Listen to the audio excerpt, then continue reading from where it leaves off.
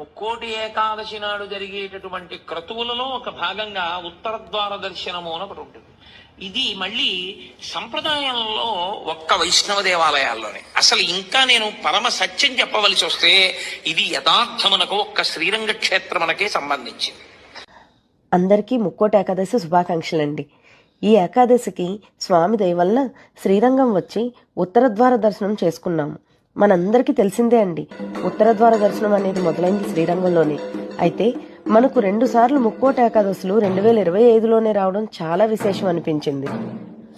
రాత్రి 1 గంటకు గుళ్ళోకి వెళ్ళామండి. టైం ఉండడంతో కొంతసేపు నారాయణ మంత్రం జపం చేసుకున్నాను. సుమారు ఉదయం 4:30 గంటలకు ఆలువార్లు మంత్రోచ్చారణతో స్వామిని బయటకు తీసుకొచ్చి స్వామిని 8 చోట్ల చూపించి అరుణ కిరణాలు కొద్దిసేపట్లో మొదలవుతాయి అనే సమయానికి ఉత్తర ద్వారం తెరిచి ఆ ద్వారం నుండి తీసుకువెళ్తుంటే అందులో మనము భాగమై స్వామి వెనక నామస్మరణతో నడుస్తుంటే ఆ అనుభూతే వేరండి. చాలా పద్ధతిగా వేద మంత్రాల నడుమ జరిగింది ఉత్సవం. దేవాలయం అంతా రంగురంగుల పూలతో అలంకరించి స్వామికి స్వాగతం పలికారు. ఆ పెరుమాళ్ళు కూడా ఆనందంతో ఉరకలు వేస్తూ ఉన్నట్టు ఉత్తర ద్వార దర్శనం నుండి బయటకు వచ్చి సామాన్య ప్రజలకు దర్శనమిచ్చారండి.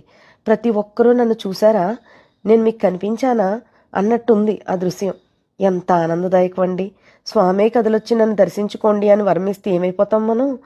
ఆ ముగ్ధ మనోహర రూపాన్ని చూసి నేనైతే చంటి పిల్లాన్ని ఎలా లాలిస్తామో అలా లాలించినట్టు ఫీల్ అయ్యాను.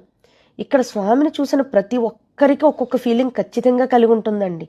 నాలాగే ఒకరికి మనల్ని పాలించే రాజులా కనబడచ్చు, ఒకరికి మన ఇంటి పెద్దలాగా, ఒకరికి మోక్షాన్ని ప్రసాదించే వైకుంఠనాథుళ్ళ, ఒకరికి అలంకార ప్రియుళ్ళ. నువ్వు నన్ను ఎలా తలుచుకుంటే అలా వచ్చి నీ ముందు నేను ఉంటానని అంటారా స్వామి.